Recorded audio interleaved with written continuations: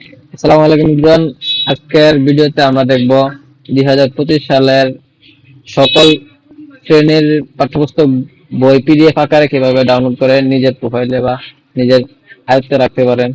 প্রথমে আপনাকে চলে যেতে হবে nctv.gov.bd এই ওয়েবসাইটে। জাতীয় শিক্ষাক্রম ও পাঠ্যপুস্তক বোর্ডের সরকারি ওয়েবসাইট যেটা রয়েছে সেখানে চলে যেতে হবে। তারপর আপনারা পাঠ্যপুস্তক বোর্ড নামে একটা মিডিয়া যে ট্যাব আছে ওইখানে ক্লিক করতে হবে। তারপর 2025 শিক্ষাবর্ষের পাঠ্যপুস্তকের তালিকা দেখতে পাবেন। ওইখানে আপনি আপনার চাহিদা অনুযায়ী সকল শ্রেণীর বই পেয়ে যাবেন। আমি যেহেতু প্রথম শ্রেণীর বই ডাউনলোড করতে যাচ্ছি সেই জন্য আমরা প্রথম শ্রেণীর পাঠ্যপুস্তকে ক্লিক করব।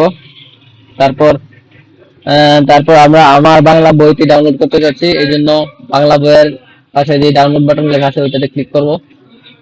ক্লিক করার পরে আমাদের সামনে চলে আসবে এরকম একটা ডায়লগ বক্স, যেখানে আমার বাংলা বই ওইটার পিডিএফ দেওয়া আছে। সেখানে আপনার ডাউনলোড লিঙ্ক, ডাউনলোডের যে অপশন দেওয়া আছে ওইটাতে ক্লিক করলে ডাউনলোড হবে না।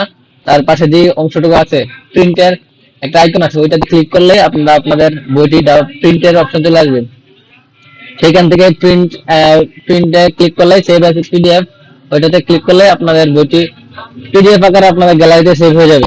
তখন open with Google Chrome browser click করলেই আপনাদের কাঙ্ক্ষিত বইটি আপনারা পিডিএফ আকারে দেখতে পারবেন।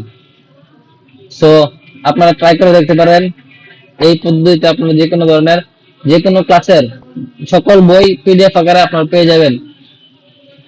তাই আর দেরি না করে এখনই ভিডিওটি শেয়ার করে দেন আপনাদের বন্ধুদের কাছে, যারা এখন পর্যন্ত সকল শ্রেণীর বই ডাউনলোড করতে পারেন নাই তাদেরকে শেয়ার করে দিন। ভালো লাগলে ভিডিওটি লাইক করবেন, কমেন্ট করবেন। ধন্যবাদ সবাইকে।